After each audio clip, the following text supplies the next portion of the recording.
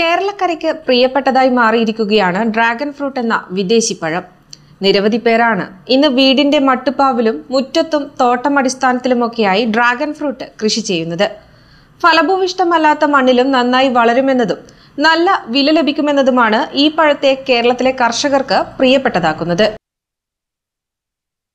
തെക്കേ അമേരിക്കയും മധ്യ അമേരിക്കയും മെക്സിക്കോയുമാണ് ഡ്രാഗൺ ഫ്രൂട്ടിന്റെ ജന്മദേശം. 16-ാം നൂറ്റാണ്ടിൽ യൂറോപ്യൻ കുടിയേറ്റക്കാരാണ് ഡ്രാഗൺ ഫ്രൂട്ട് കടലുകടത്തി മറ്റു രാജ്യങ്ങളിലേക്ക് എത്തിക്കുന്നത്. ആദ്യകാലത്ത് രാജാക്കന്മാർക്ക് മാത്രം വിളമ്പിയിരുന്ന വിശിഷ്ട ഫലമായിരുന്നു ഇത്.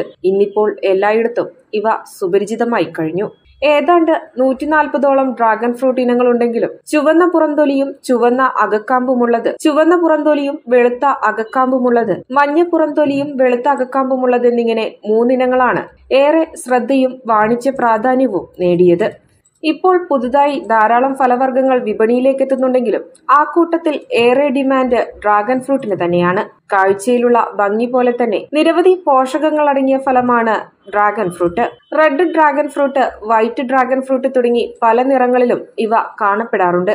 ഈ പഴത്തിൽ ആന്റി ഓക്സിഡന്റുകൾ, വിറ്റാമിൻ സി, പൊട്ടാസ്യം, മാഗ്നീഷ്യം, ഇരുമ്പ് എന്നിവയും ധാരാളമായി അടങ്ങിയിട്ടുണ്ട്.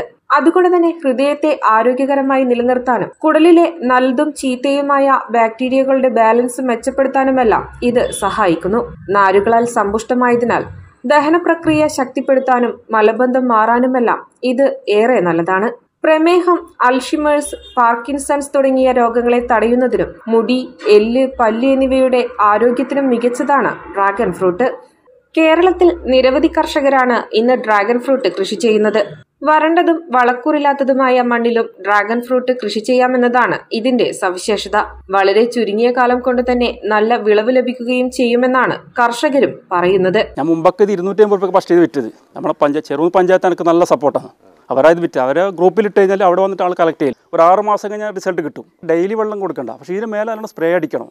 അത് നല്ലതാണ്. അപ്പോൾ അതുപോലെ തന്നെ നമ്മൾ ലൈറ്റുകൾ കെട്ടിക്കഴിഞ്ഞാൽ നമ്മൾ ഈ ചെയിനിലൊക്കെ കാണാം ഫ്ലോയിട്ട് ഡെക്കറേഷൻ ചെയ്തിട്ടാണോ. അപ്പോൾ ലൈറ്റുകൾ വെച്ച് കഴിഞ്ഞാൽ ഇതിന് നല്ല ഒരു ഇതാണ്. വിപണിയിലും ഇവയ്ക്ക് നല്ല വിലയുണ്ട്. യൂട്യൂബിലടക്കം കൃഷിരീതികൾ ലഭ്യമായതിനാൽ ഏതൊരു സാധാരണക്കാരനും ഈ വിദേശി പഴം എളുപ്പം കൃഷി ചെയ്യാം.